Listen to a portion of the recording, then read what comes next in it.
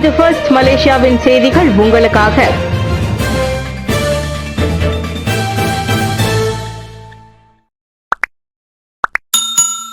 திடீர் தேர்தலா வாய்ப்பில்லை என்கிறார் அன்வார்.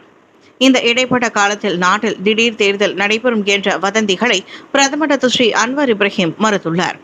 16வது பொது தேர்தல் முன்கூட்டியே அடுத்த ஓரிரு மாதங்களில் நடைபெற போவதில்லை என்றார் அவர். தற்போதைய சூழலில் அரசியல் மோதல்களுக்கு நேரமோ அவசியமோ இல்லை என்றும் அவர் வலியுறுத்தினார். உயரும் வாழ்க்கை செலவு மற்றும் உலகளாவிய பொருளாதார சவால்களை சமாளிக்க அரசாங்கமும் எதிர்க்கட்சிகளும் ஒன்றிணைந்து செயல்பட வேண்டும் என ஈப்போவில் மடானி நிகழ்ச்சியில் பேசிய போது அவர் அழைப்பு விடுத்தார். தொடர்ந்து அரசியல் விவாதங்களில் ஈடுபடுவது மக்களுக்கு உதவாது என்றும் நாட்டின் நிலைத்தன்மை மற்றும் மக்கள் நலனே முக்கியம் என்றும் அன்வார் கூறினார். தற்போது அரசாங்கத்தின் கவனம் ஆட்சி மற்றும் வளர்ச்சியில்தான் இருக்க வேண்டும் என்று அவர் தெரிவித்தார். அடுத்த பொது தேர்தல் நடைபெற 2027ஆம் ஆண்டு கடைசி வரை கால அவகாசம் உள்ளது என்பது குறிப்பிடத்தக்கது. கிளானில் வாக்குவாதம் வன்முறையில் முடிந்தது. பாதுகாவலர் அடித்துக் கொலை. கிளான் பண்டார் புக்கிட் ராஜாவில் இன்று அதிகாலை பாதுகாவலர் ஒருவர் அடித்துக் கொல்லப்பட்டார். வடகிளான் போலீஸ் தலைவர் எஸ் விஜயராவ் அதனை உறுதிப்படுத்தினார். குடியிருப்பின் பாதுகாவலர் சாவடியில் அதிகாலை 1 மணிக்கு அவ்வாடவருக்கும் இன்னொருவருக்கும் வாக்குவாதம் உண்டது. அப்போது சந்தேக நபர் கூர்மையற்ற ஒரு பொருளால் தாக்கியதில் பாதுகாவலர் படுகாயம் அடைந்தார். உடனடியாக ஷா அலாம் மருத்துவமனையில் அனுமதிக்கப்பட்ட போதும் அதிகாலை 4 மணி அளவில் அவரின் உயிர் பிரிந்தது. இதையடுத்து விசாரணையில் இறங்கிய போலீஸ் சந்தேக நபரை அடையாளம் கண்டு அவரை கைது செய்தது. தாக்குதலுக்கு பயன்படுத்தப்பட்டதாக நம்பப்படும் காரின் ஸ்டியரிங் லாக்குக்கும் பறிமுதல் செய்யப்பட்டது. 40 வயது சந்தேக நபருக்கு ஏற்கனவே குற்ற செயல்கள் மற்றும் போதைப்பொருள் தொடர்பில் 8 குற்றப்பதிவுகள் இருப்பதும் கண்டறியப்பட்டதாக விஜயராவ் கூறினார். 2025 SPM முடிவு. பிரிக்ஃபீல்ட்ஸ் SMC மாணவர்களில் ஒருவருக்கும் நன்னெறி பாடத்தில் A+ இல்லை. சுரேன்கந்தா அதிர்ச்சி. 2025 SPM தேர்வில் பிரிக்ஃபீல்ட் ஸ்ரீ முருகன் நிலையத்தில் SMC படித்த மாணவர்களில் ஒருவர் கூட நன்னெறி பாடத்தில் A+ பெறவில்லை. 10 பாடங்களில் A+ பெற்றவர்கள் கூட நன்னெறி பாடத்தில் அந்த மிகச்சிறந்த அடைவு நிலையை பதிவு செய்யவில்லை. இது உண்மையிலேயே தமக்கு ஆச்சரியத்தையும் அதிர்ச்சியையும் ஏற்படுத்துவதாக SMC இயக்குனர் சுரேன்கந்தா கூறினார். 10 பாடங்களில் A+ பெற்றிருந்தும் நன்னெறி பாடத்தில் A+ இல்லை என்றால் என்ன பிரச்சனை என்பதையும் அவர் விளக்கினார்.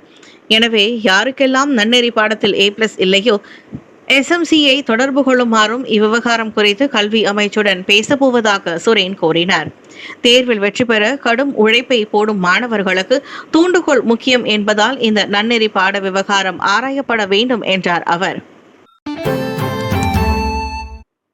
போதைப்பொருள் ஆதிக்கத்தில் சாலை விபத்துகள். மரண தண்டனை சிறை தண்டனை மட்டும் தீர்வல்ல. போதைப்பொருள் ஒழிப்பு நடவடிக்கையை துரிதப்படுத்த வேண்டும். மத்திய செயலவை உறுப்பினர் சிவசுப்பிரமணியம் வலியுறுத்து.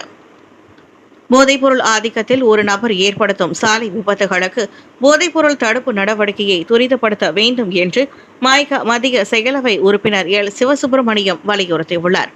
போதைப்பொருள் உட்கொண்ட நிலையில் மரணம் விளைவிக்கும் சாலை விபத்துகள் தொடர்பில் சம்பந்தப்பட்ட நபருக்கு தூக்கு தண்டனை வழங்கிவிட்டால் இப்பிரச்சினைக்கு முழுமையாக தீர்வு காண முடியாது என்று ஊடக பிரிவு தலைவருமான சிவசுப்பிரமணியம் தெரிவித்தார்.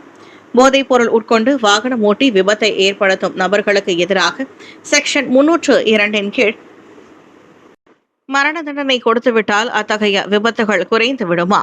இதற்கு போதைப் பொருளை ஒழிக்கும் நடவடிக்கைகள் அவசியம் என சிவசுப்பிரமணியம் சொன்னார். நாடு தழுவிய நிலையில் போதைப்பொருள் உட்கொண்டு அல்லது மது போதையில் வாகனம் ஓட்டி நிகழும் சாலை விபத்துகள் நிகழவே செய்கின்றன.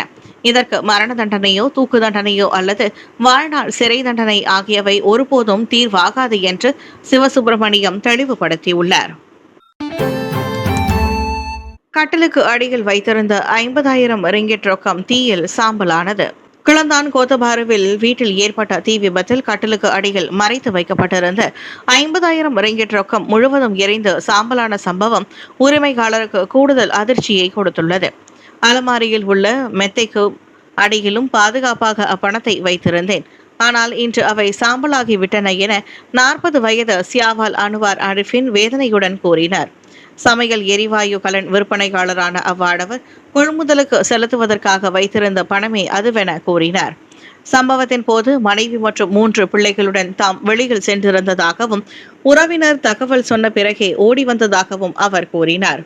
தீயில் 30 காலி எரிவாயு தொம்புகளும் வெடித்ததில் சியாலின் குடும்ப சொத்தான வீடு முழுமையாக எரிந்து போனது. அத்தீயில் அவர் உட்பட மொத்தம் 8 குடும்பங்கள் பாதிக்கப்பட்டன. 5 வீடுகள் முழுவதுமாக எரிந்து போன நிலையில் மற்றவை 10 விழுக்காடு சேதமடைந்தன. உயிர் சேதம் எதுவும் அறிவிக்கப்படவில்லை. செகாமாட் மரண விபத்து ட்ரெய்லர் நிறுவனத்தை தணிக்கை செய்ய உத்தரவு. ஜொஹூர் செகாமாட்டில் நிகழ்ந்த மரண விபத்துக்கு காரணமான ட்ரெய்லர் நிறுவனத்தை தணிக்கை செய்து விசாரிக்க போக்குவரத்து அமைச்சர் அந்தோனி லோக் உத்தரவிட்டுள்ளார். சாலை போக்குவரத்து துறையான ஜேபிஜே மற்றும் தரை பொது போக்குவரத்து நிறுவனமான அப்பாடுக்கு அவ்வாறு உத்தரவிடப்பட்டுள்ளது. வியாழக்கிழமை நிகழ்ந்த அவ்விபத்தில் ஒரு குடும்பம் பயணித்த வேனை ட்ரெய்லர் மோதி மூத்த தம்பதி உட்பட 3 உயிரிழந்தனர். ட்ரெய்லர் ஓட்டுநர் மெதாபெத்தமைன் போதைப் பொருளை பயன்படுத்தியிருந்தது தொடக்க கட்ட விசாரணையில் தெரிய வந்துள்ளது. ஆக கட்டொழுங்கற்ற ஓட்டுநர்களின் செயல்களுக்கு அந்தந்த நிறுவனங்களும் பொறுப்பேற்க வேண்டும் என அந்தோனி லோக் கூறினார். இவ்வேளையில் போலீசாரும் விசாரணையை விரைந்து முடித்து அந்த ட்ரெய்லர் ஓட்டுநரை நீதியின் முன் நிறுத்த வேண்டும் என அவர் கேட்டுக்கொண்டார். அந்தோனி லோக் முன்னதாக விபத்தில் படுகாயம் அடைந்து செகாமாட் மருத்துவமனையில் சிகிச்சை பெற்று வரும் இருவரை நேரில் சென்று கண்டு நலம் விசாரித்தார்.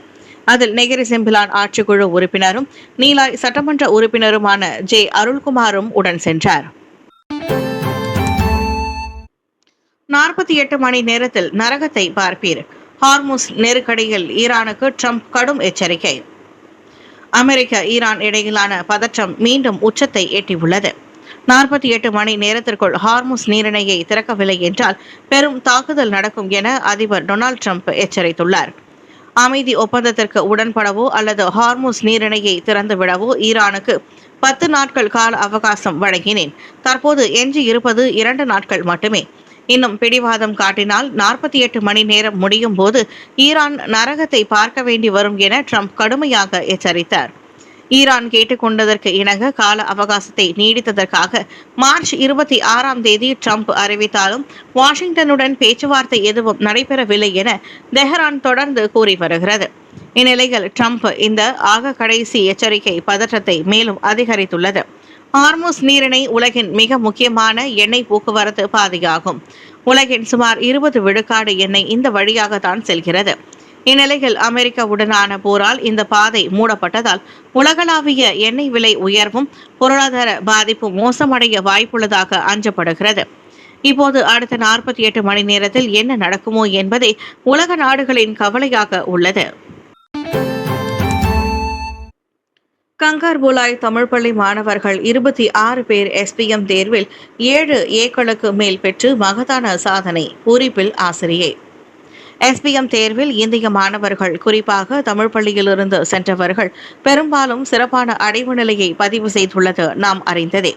தமிழ் பள்ளி மாணவர்களாலும் சாதிக்க முடியும் என்பதற்கு இது சான்றாக அமைந்து ஒட்டுமொத்த சமூகமும் மகிழ்ச்சியில் உள்ளது. அதே மகிழ்ச்சியில் உள்ளார் ஜொஹூர் கங்கார்புலாய் தமிழ் பள்ளியை சேர்ந்த ஆசிரியை முனைவர் கோமதி சங்கரன். இவர் முன்பு 4ஆம் 5ஆம் 6ஆம் வகுப்புகளில் படித்துக் கொடுத்த 35 மாணவர்களும் கடந்த ஆண்டு SPM தேர்வில் முழு தேர்ச்சி பெற்றுள்ளனர். அவர்களில் 26 பேர் 7 ஏக்கள் மற்றும் அதற்கும் மேல் பெற்று சிறந்த அடைவு நிலையை பதிவு செய்துள்ளனர். 5 பேர் 6 ஏக்களுக்கும் மேல், 4 மாணவர்கள் 5 ஏக்களுக்கு மேலும் பெற்றிருப்பது குறித்து ஆசிரியை கோமதி பூரிப்படைந்துள்ளார். மாணவர்களின் ஒழுக்கம், கடும் உழைப்பு, ஆசிரியர்களின் அர்ப்பணிப்பு, பெற்றோர்களின் ஆதரவு ஆகியவை இவர்களின் வெற்றிக்கு காரணம் என்றார் அவர். எதிர்க்கட்சி தலைவராக ஹம்சாவை தொடர்ந்து ஆதரிக்கிறோமா? பாஸ் மறுப்பு. பெர்சத்துவில் இருந்து நீக்கப்பட்ட டத்துஸ்ரீ ஹம்சா ஜைனுடன் தொடர்ந்து எதிர்க்கட்சி தலைவராக நீடிக்க தனது 43 நாடாளுமன்ற உறுப்பினர்களும் ஆதரவளிப்பதாக கூறப்படுவதை பாஸ் கட்சி மறுத்துள்ளது. அப்பதவியை இனி எடுத்துக் கொள்ளப் போவதாக பாஸ் கட்சி ஏற்கனவே அறிவித்துவிட்டதாக அதன் துணைத் தலைவர் டத்துஸ்ரீ துவான் இப்ராஹிம் துவான்மான் கூறினார். ஹம்சாவுக்கு பதிலாக பாஸ் கட்சியை சேர்ந்த MP ஒருவர் புதிய எதிர்க்கட்சி தலைவர் ஆவார். மக்களவை வரும் ஜூன் மாதம் மீண்டும் கூடும் முன்பாக அவர் அறிவிக்கப்படுவார் என துவான் இப்ராஹிம் சொன்னார். எதிர்க்கட்சியை சேர்ந்த 69 நாடாளுமன்ற உறுப்பினர்களில் பெரும்பாலோர் ஹம்சாவை எதிர்க்கட்சி தலைவராக தொடர விரும்புவதாக பெர்சத்துவின் தானா மேரா MP இக்மால் ஹிஷாம் அப்துல் அசீஸ் முன்னதாக கூறியிருந்தார்.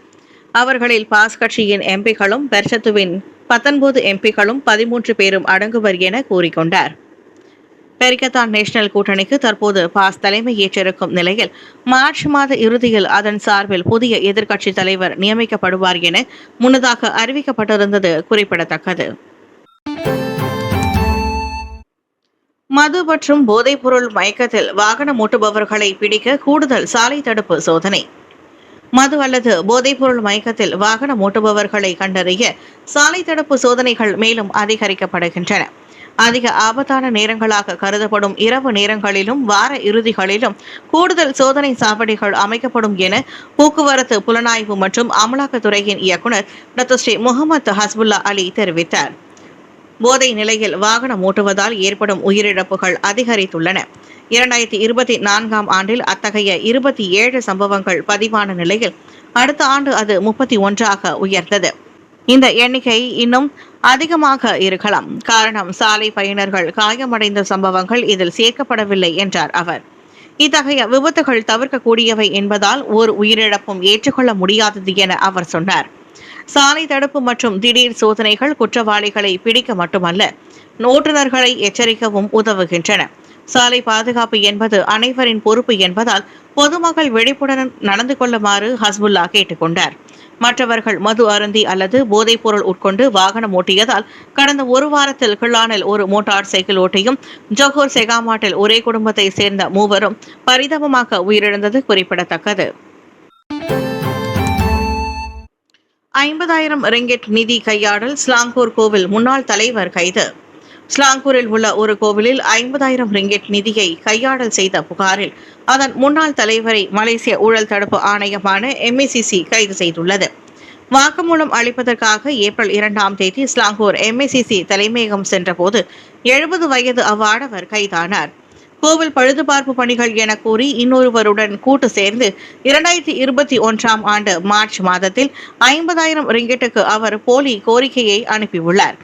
ஆனால் அப்படி எதுவுமே நடைபெறவில்லை. பழுதுபார்ப்பு என்ற பெயரில் ஆலய நிர்வாகத்தை ஏமாற்றி இருவரும் பணத்தை மோசடி செய்துள்ளனர் என MACC வட்டாரம் கூறியது. கூட்டு களவாணியான அவரின் நண்பர் மார்ச் மாதமே கைதாகிவிட்டார். இவ்வேளையில் ஆலயத்தின் பதிவு ROS எனப்படும் சங்க பதிவிலாகாவால் 2024 அக்டோபர் மாதம் ரத்து செய்யப்பட்டதும் கோவில் அனுமதியின்றி அரசாங்க நிலத்தில் கட்டப்பட்டிருப்பதும் விசாரணையில் தெரிய வந்துள்ளது. பதிவு ரத்தானதால் கோவில் நிதி நிர்வாகத்தையும் செலவுகளையும் அதிகார தரப்பு கண்காணிக்கும் வாய்ப்பு இல்லாமல் போனது. இதுவே பொதுமக்கள் உள்ளிட்டோரின் நன்கொடையால் பெறப்பட்ட கோவில் நிதி முறைகேட்டுக்கு உட்படுத்தப்பட்டுள்ளது.